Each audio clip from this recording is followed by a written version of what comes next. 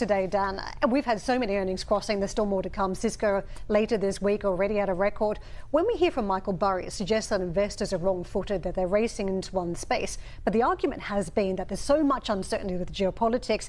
AI demand is hot. Investors want to be exposed to that, a little bit like we saw post-financial crisis with the FANG stocks. What's your perception as you see the earnings and the reality of the performance? Look, I think these earnings has validated the AI bullish thesis. And we saw it last month when we were in Asia. Demand to supply is 10 to 1 for chips. I mean, we are in the early days still of the AI revolution. I think, look, the haters will hate, and we know that. But we're going to be talking about tech stocks for the coming year, because I think we're going to NASDAQ 30,000 as this all plays out, given where I see now it spreads the second, third, fourth derivatives. Well, to that derivative and where you should be playing this, investors have gone right back to the semiconductors now. They've looked at the issue that is in memory capacity with some of the chip makers, but they're also looking at the high-end AI side as well. So what do you make of whether that is the right space to be exposed, or would you go a little bit further away from that stack? Yeah, look, I think it's a memory super cycle. So when it comes to SK, when it comes to Micro and Sand, I mean, we're very bullish in terms of what we're seeing there. And that's not going to end anytime soon. But we talk about in our IVS AI 30, it's about playing the hyperscalers. Of course, chips. Then you have to play software, cybersecurity, some of the infrastructure, power, names like GE Vernova, IREN, and others. I think that speaks to my view. You can't just own one subsector. You have to own the derivative plays. And I continue thinking this AI party started at 9:30 p.m. It's now about 11:30 p.m., goes to 4 a.m. And now look, like Intel, they're on the dance floor. I mean, others are going to continue to participate in it. Yeah, it's fascinating what has happened with Intel, but I want to just pick up on your point around moving further out down the line, because the apocalypse moment for SaaS has been at the back of everybody's mind still. They're concerned about it. And I was talking to VCs that saying, look, they spend the whole time talking about the moat. They're really concerned that companies they've invested in as well, that have just bringing in these amazing revenue numbers, could at some point not. How do you navigate from the winners and losers when it feels as though that winner could be tomorrow's loser instantly? It's a great question. Look, and I talk about it's almost like an AI ghost trade in terms of Anthropic, the words it's going to essentially structurally break the software sector. Look, I think you have to separate for winners and losers who has the moats. I think ServiceNow is a good example, way overdone. Like, I think that's a good example of one, the stack that they're going to build. They're going to be able to ultimately monetize the AI revolution. I think Salesforce is another example. And then look, Adobe backs against the wall. They're going to need to really, whether it's acquisitions, maybe strategic, more focus, they're going to have to show it. So I think investors are painting it all with the same brush. But when you look at, say, cybersecurity, CrowdStrike, Palo Alto, I think those are two golden opportunities that is actually just going to get bigger based on what we see with AI. We are completely sold out of our products. And what's happening is all this compute that you've been talking about all morning that fills up these data centers gets put in place. Something needs to connect them. And we build the connectivity fabric that puts all of these computers together, all of these servers. Nothing moves faster than light. And our products are built on fiber optics, and the essential currency of that is light, laser technology. And so we are really the fabric that powers this, and business has never been stronger. So that was Lumentum CEO Michael Hurlston speaking with Marie Bartiromo this morning, saying that his firm's optics products, which help power the AI data center build-out, already sold out through the end of next year. Lumentum stock lower today, but it's up more than 1,200% in the past year as the AI boom continues. Take a look at that chart. My next guess is when it comes to AI, the scarcity out there is real, and it's not just a Wall Street trade. It's the biggest infrastructure build-out in modern history. Joining me now is Daniel Newman, CEO of the Futurum Group. Daniel, I want to start with that macro story because you say the market is finally pricing in what you've been saying for months. Not enough compute, power on rack space right now, power or rack space, excuse me. The question mark is this kind of not in my backyard trend that we're seeing with these data centers. How do you address all of this? Well, first of all, we aren't even close to meeting the capacity constraints. You were listening to one of the CEOs talk at Lumentum about optics, but we don't have enough memory. We don't have enough storage. We don't have enough connectivity. We also don't have enough expertise, and we have slow regulatory that's creating constraints on all sides.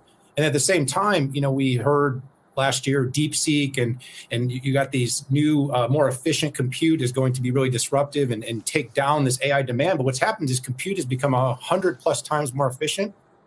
And at the same time, demand continues to surge. So there is a little bit of this not in our backyard, but we have 100+ gigawatts of capacity that needs to be built out. We have many projects underway.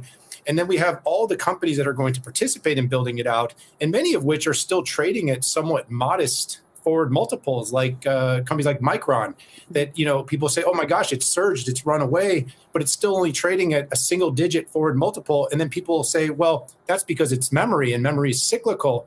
But people aren't fully appreciating yet that this cycle is different. And that's really the thing that everybody needs to come to realization is, yes, prices have appreciated on many of these names, but the demand is more than durable, and the cycle itself is going to last for well more than a year, which I heard the Lumentum CEO say he's sold out through a year. I guarantee you the demand goes well beyond. Well, you highlight in your notes, you highlight AMD and ARM Holdings as really backing up the AI demand surge. Why these two names? Well, we saw both of these companies reported this week. We've gone from this the scarcity of GPUs. So we saw Nvidia. AMD participates in that space, the GPU space, also in the CPU space. And this year, we've had this agent trend. So you're hearing about agentic AI.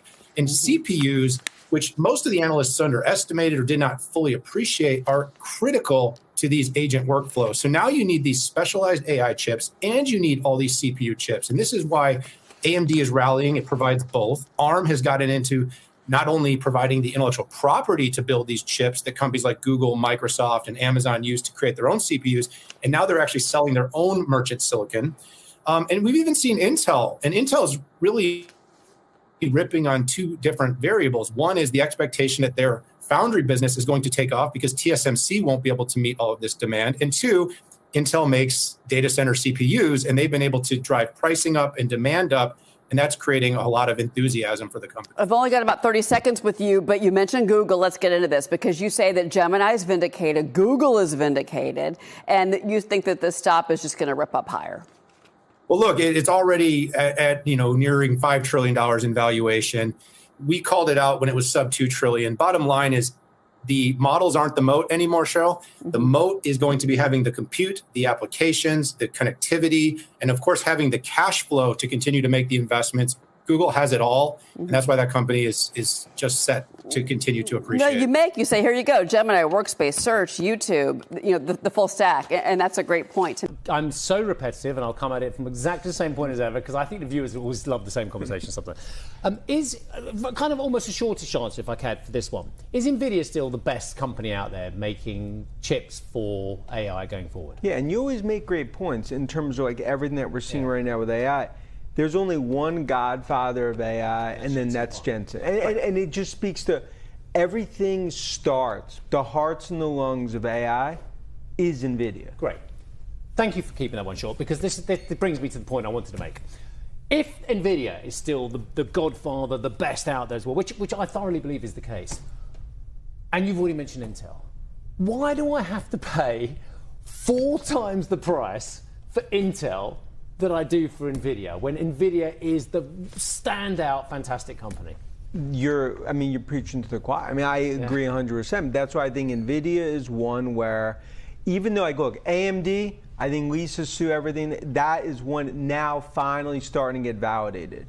When I look at Intel, that's one look, it's had a huge run. I think they are well positioned relative, but every day I'd rather own Nvidia over Intel. But isn't that taking away from, it kind of just says to me, people are scattergunning, spraying money at it, and they don't care about the valuation, they care about the momentum, which is great while it lasts.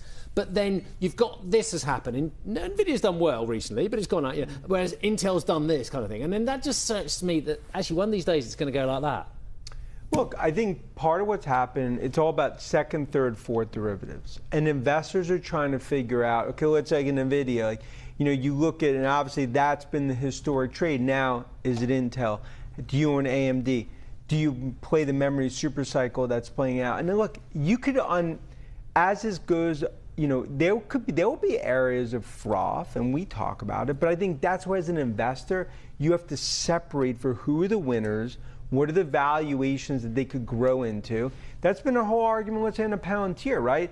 There have been many haters. They hate it when it's in junior high school at $12, $13. They despise it when it's $140.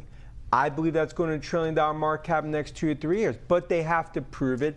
You have to ultimately see them execute, and that speaks to our view how you navigate in terms of this winners losers bucket. And if you were, if you're an investor and you're looking at going beyond where the obvious winners would come from, you might have been wise enough, you might have been lucky enough to have pinpointed Intel and benefited from about 240% rise this year. SanDisk maybe, 560% rise.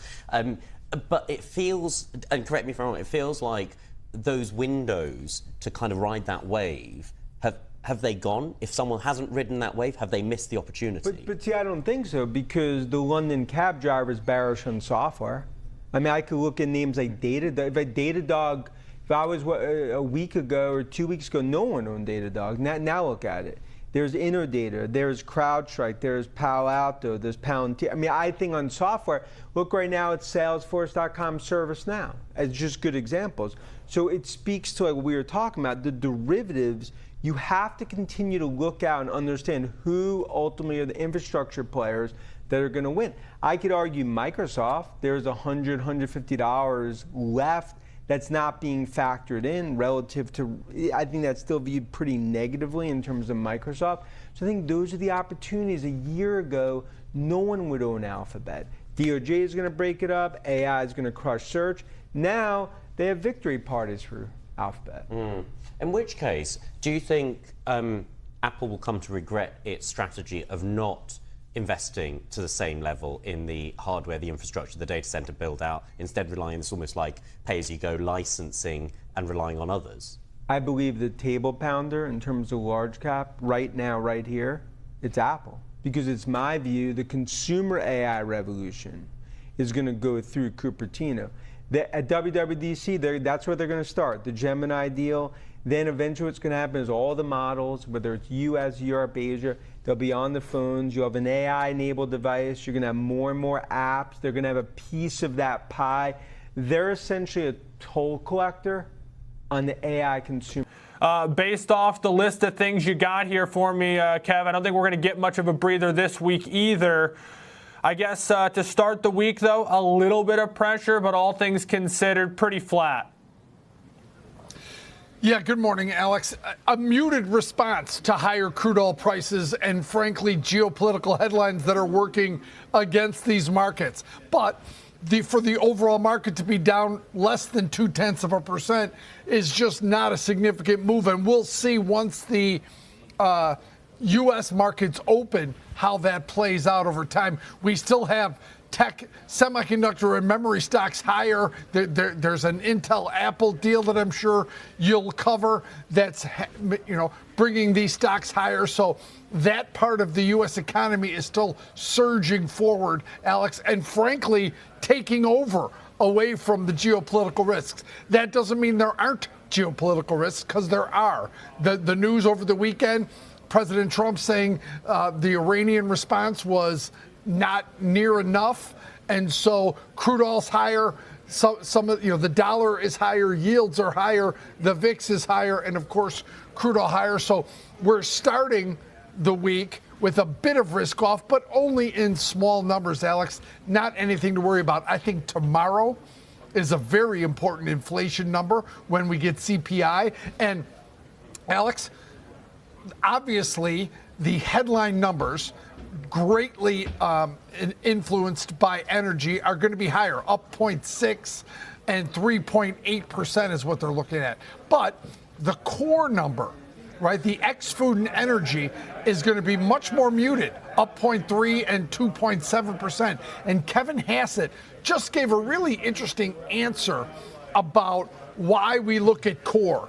And he asked it once when he was a young economist, and the answer was, we look at core because food and energy are volatile. And, eggs can go crazy, and crude oil can be volatile, but the core is a better look at longer term inflation. And that's why the Fed looks at that. Thought it was a great answer to that question. Why do we pay so much attention to core, Alex? But big week for economic data, CPI, PPI, retail sales, not a big week for overall top tier earnings reports, but geopolitics, Alex, I continue those headlines to be coming out, good Lord, every 10 minutes. Kev, I'll add on to that as well, particularly energy, but you could make the argument for food as well. Those are things that are going to be purchased regardless of the price. You need energy to keep things going. You need food to keep yourself going.